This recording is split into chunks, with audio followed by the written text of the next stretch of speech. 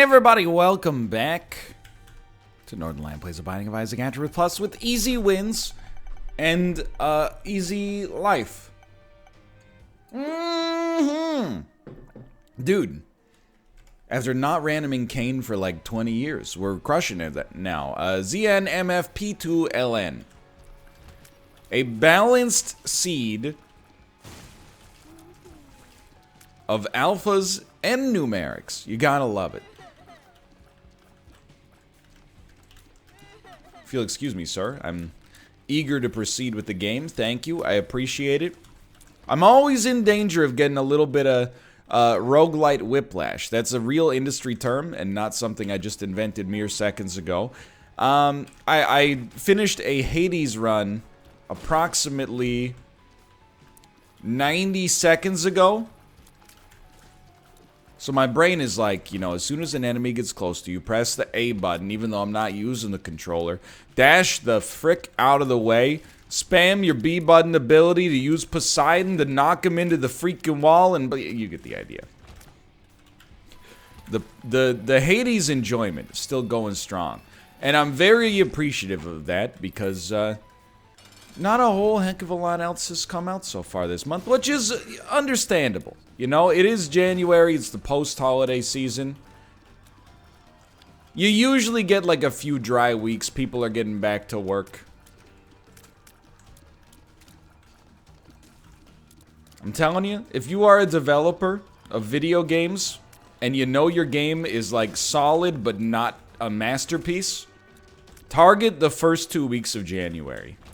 That's my honest business advice. If you come out with a middling indie game, a little spooky here. If you come out with a middling indie game in December, you're gonna be ignored. If you come out with a middling indie game in June, your chances of discovery are a lot lower. If you come out with something that's playable between January 1st and January 10th, oh, that was scary. I'm not saying you're gonna be successful, but I'm saying your chances of success are that much better. Just my 2 cents. Don't shoot the messenger. Yo, rune bag. You love to see it. Although, I'll level with you, I do think that's true to some extent. Like, timing... In the indie game Twitterverse, I'm part of, like, you know, a couple of different spheres on Twitter. I'm part of streamer Twitter, which for the most part is, there's only 2 kinds of tweets in streamer Twitter. Oh my god, you guys, thank you for the incredible support today. Amazing stream. And then the other one is someone was mean to me on stream today, and I'm here to tell you that that's not okay. Those are the 2 kinds, and most streamers oscillate back and forth between the both. I've made both kinds of tweets, I'll admit. I'm also part of the indie game sphere on Twitter. I follow indie game developers. I see their tweets. I have seen some reasoning. People sometimes say, you know, oh, great games come out all the time on Steam, but are swept away in the deluge of new releases, which makes discovery that much harder. I do, especially as I've gone back. Ooh, it's Burkano. Kind of hoping for a Perthrow. Hold up on this for a second. Let's leave it at that. I do kind of agree. We'll just buy a spear at heart here for survival's sake. But previously, before doing a bunch of Northernlion tries stuff, I was like, nah, honestly, I don't really buy it. I feel like a lot of the games that don't get discovered, you know, on Steam are actually not as good as the developer thinks they are. Or alternatively, they're like niche products, you know what I mean? Like some games are beloved by a very small subset of people and everybody else is like, I don't really get it. But I will say that for certain...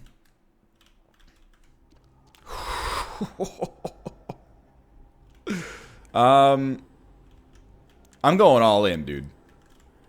We didn't really get to use Mom's knife last time. That's all I'm gonna say about that. But with Northernlion tries, there have been a couple of games where I'm like, you know what?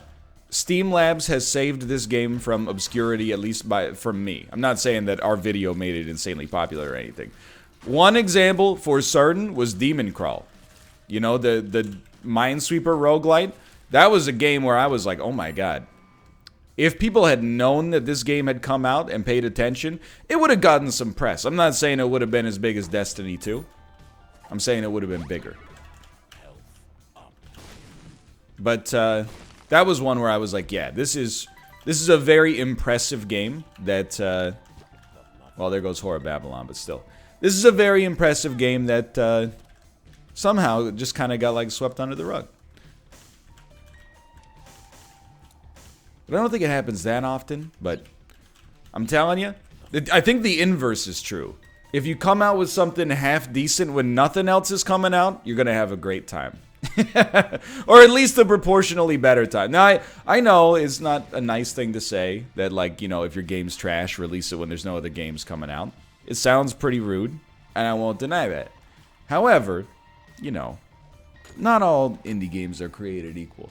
Take it from somebody who's looking at the Steam new releases list every single day, scrolling through 50 or 60 new games daily. Not joking, by the way.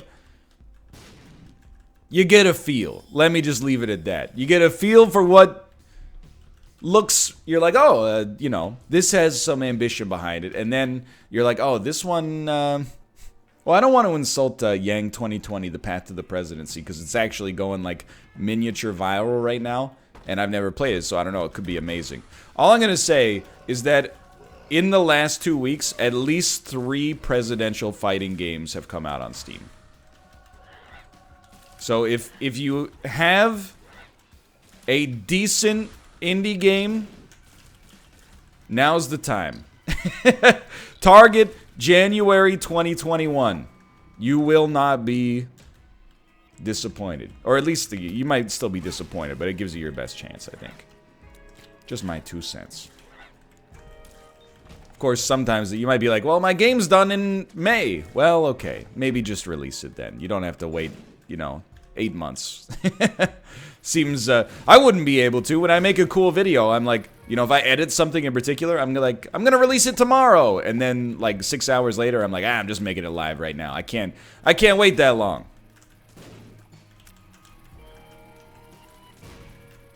You know what? Actually, this is a fine Algiz rune, so we don't risk any more damage. Obviously, should have used it earlier, but whatever. You know, we got runes coming in left, right, and center.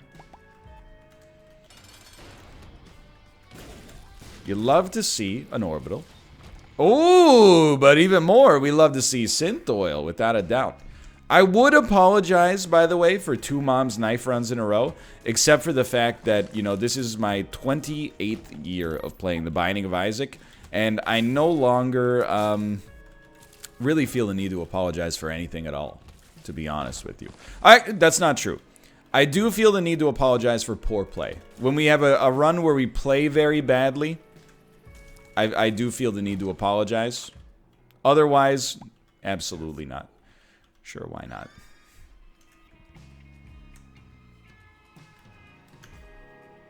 The card was the Empress. I don't, you know, my personal 2 cents, I don't think the Empress is worth going back for. Red patch. No, okay. We'll just take a leave of absence on this one. Take me out. I feel like there's kind of... I know I've used the term whiplash a lot here. It's because it's like 2014's best movie. But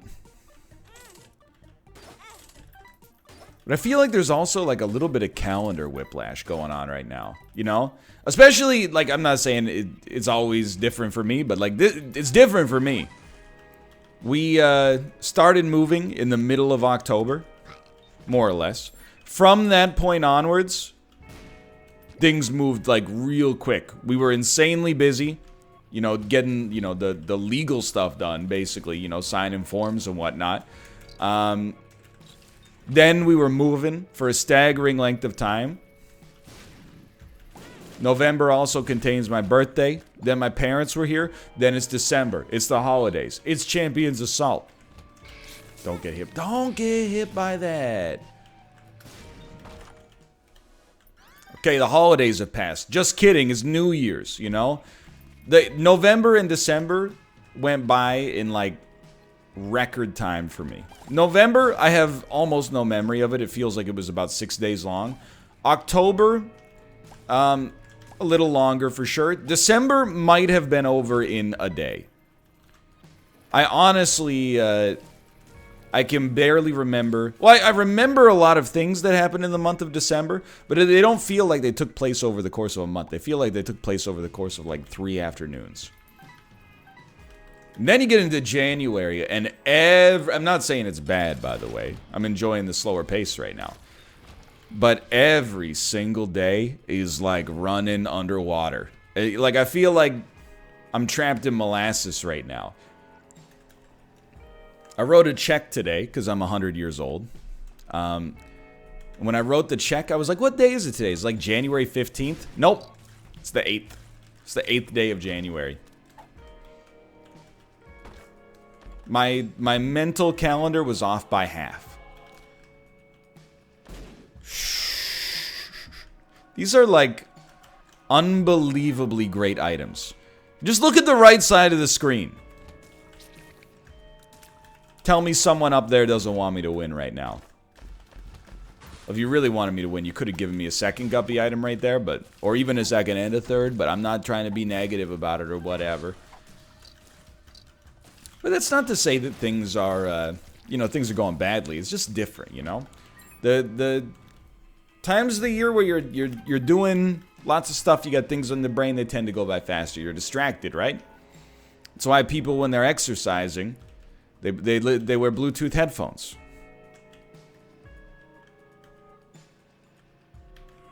I'll take it.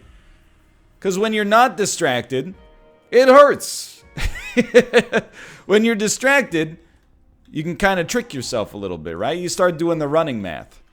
Okay, I'm going to run for 20 minutes. 1 minute has gone by. I'm 5% of the way there. Now, don't look at the clock for a while. Oh, I look back. 4 minutes have gone by. I'm 20% of the way through my run. Not only am I 20% of the way through my run, I'm only 1 minute away from being 25% of the way through my run. That's crazy. And once you hit the halfway point, then it's that much easier, right? You got to do these little mental calculations just to not only distract yourself, but to, you know, rationalize where you're at. I talk about it all the time. Well, I talk about it now and then, but I think about it all the time. You know, whenever I worked like office jobs, I was a huge proponent of office math. What's office math? It's the way you get yourself through a day when you don't want to be at the office is by doing favorable time calculations in your head. What the heck does that mean? Let's say you work 9 to 5, right? That is, it's an 8-hour workday. So every hour is about, you know, 12.75% of the day. But you don't, you know, if you're like, if you got a little push notification on your phone that was like, you're 12.5% of the way through your day, you'd be like, oh my god, there's so much left. So at the start of the day, you don't even worry about it all that much. All you worry about is getting to lunch, you know? So after an hour of work, you go, hey, we're 25% of the way to lunch. Try not to look at the clock for as long as possible. If you can make it till you're like 75% of the way till lunch, then you've got a great hour coming your way. Because, you know, 1 hour till lunch, your mood is lifted. It's buoyant because you're going to be eating food soon. After lunch, well, you're already on the backswing of the day. You're 50% done. Congratulations. And everybody knows, you know, at least in an office context, the mornings tend to be the hardest. Sounds like somebody's got a case of the Mondays and all that. In the afternoons, everybody's got a little bit of a post-lunch coma, so the time goes by a little bit faster. It doesn't literally, but that's what I'm going to tell you to pay attention to, so it makes the days pass a little easier. You do little calculations like that.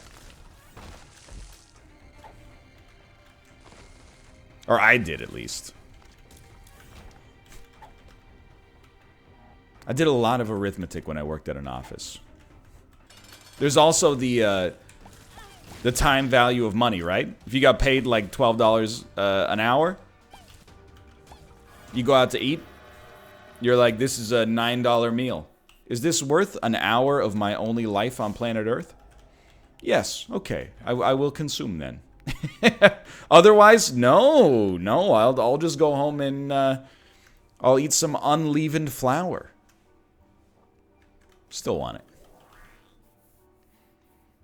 I've done it. I'm still there, you know, in a different way. I mean, you might say that sounds depressing. It is, you know, to have to come up with these solutions to get yourself through your day. But it is also, you know, the way it is, at least for now. If you got a job, I mean, it's different. Like, honestly, oh my God, we're guppy too. Honestly, and people are going to laugh at me for this. YouTubers, I will agree with people. They're very sheltered.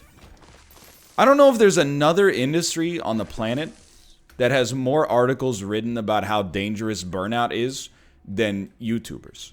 And it blows my mind. And I'm not saying burnout is not a real problem. And, you know, in this platform, you're definitely incentivized to, like, work as much as you can all day, every day. There's also, like, a lot of people that are putting in, like, 20-hour work weeks and making staggering money. You know? There's two sides to the spectrum for sure. So I will always go ahead and say, I do think YouTubers oftentimes, in my opinion, let me put it in the least controversial way possible. I am on the side of the spectrum that is, like, always happy to have this as a job. There are negatives that come with it, but I think the negatives are oftentimes overblown. Some of them are bad, but, you know, like, genuinely bad. But most of the time is, like, great.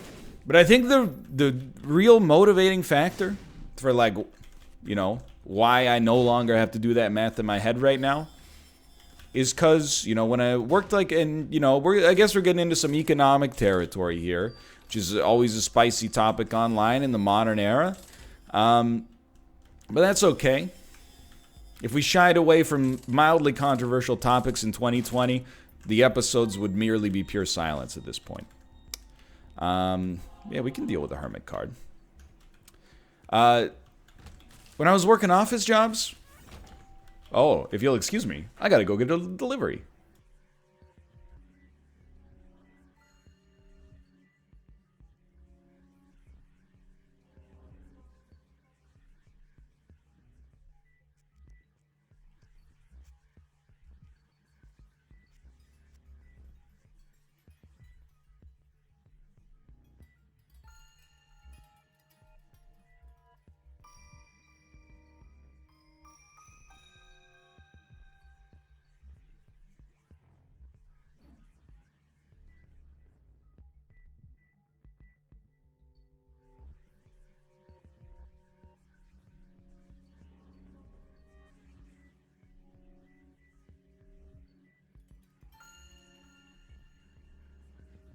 I have returned. Hopefully with the power of editing. But what I was going to say is, you know, when you work an office job at a low level that, like, I was at, you have to be there 7-8 hours a day, right? If there's an hour of work, you're there 7 hours. If there's 10 hours of work, you're there 8 hours. You get the idea?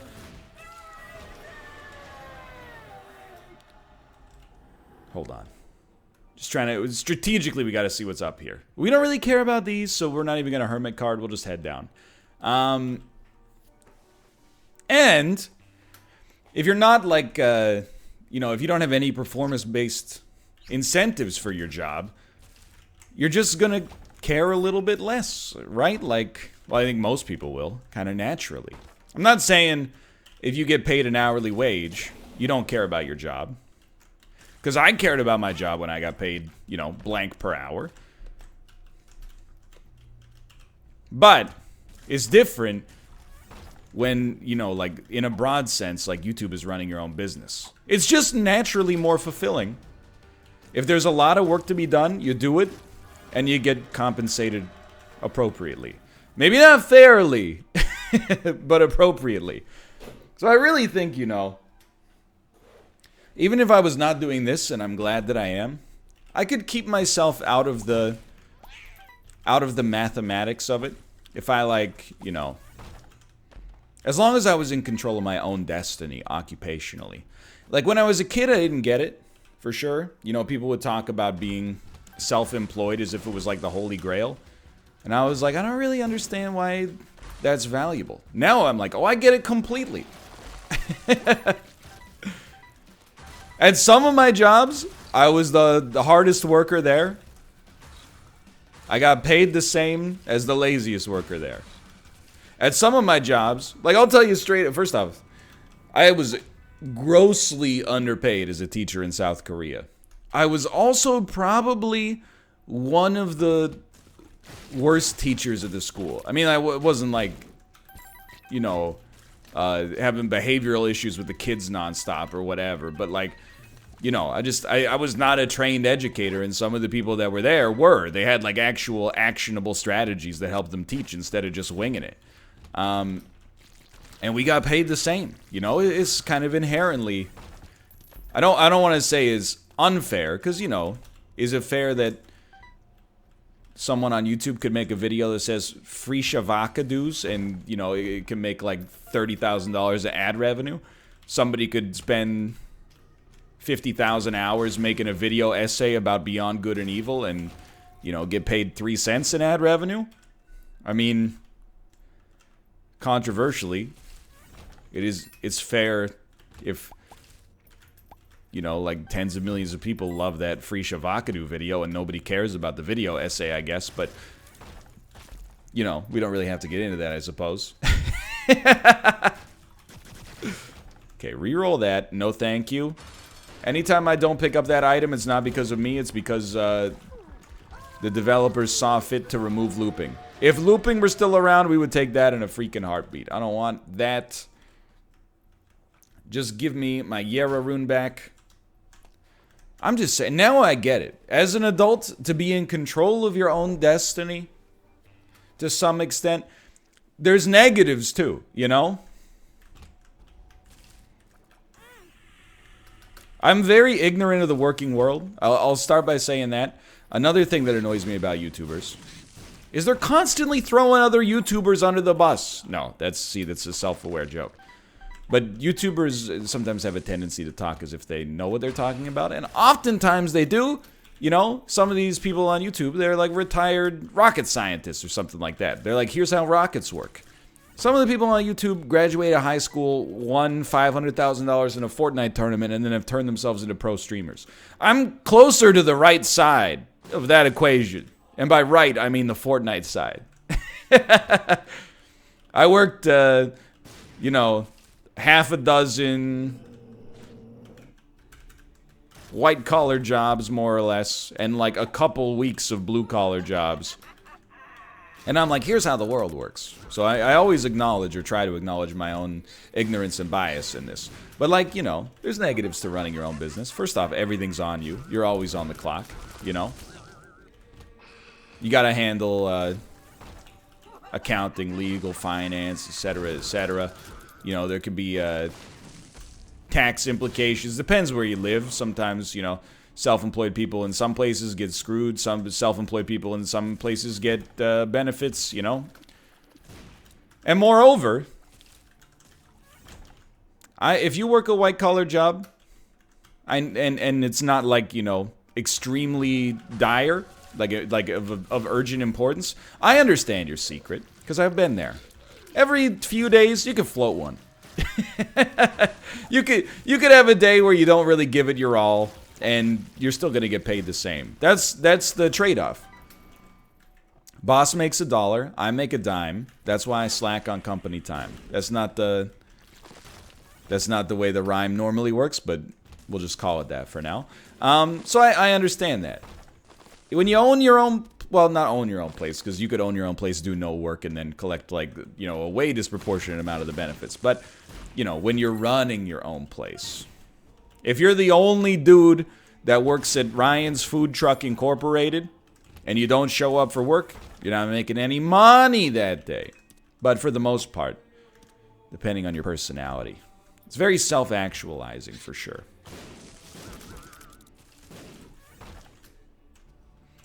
I think that's why, like, the YouTuber exit strategy for a lot of people is it's the same as, like, for programmers, you know? Programmers, whenever I talk to them and they are annoyed with tech, they're always like, I'm gonna open my own bakery. I think it's the same thing. You're coding bread, and the more bread you produce, the more bread you get to eat. I don't know what I'm talking about. Predominantly. What is this? Actually turned out extremely well. Eden's Blessing, always fun. We're going to use Dad's Key. I think we're just going to take Book of Shadows. Might as well take Brother Bobby. Might as well take Piggy Bank. And I think we're just going to go fight Mega Satan. Which is surprising to me that we made it happen, but I'm a very happy man. Immediately pop Book of Shadows. Very regrettable. I'm just saying, okay? Basically, I'm not bragging about, you know, my time in equals my compensation out. I wish it was like that at other organizations too, because it just feels more fulfilling, you know?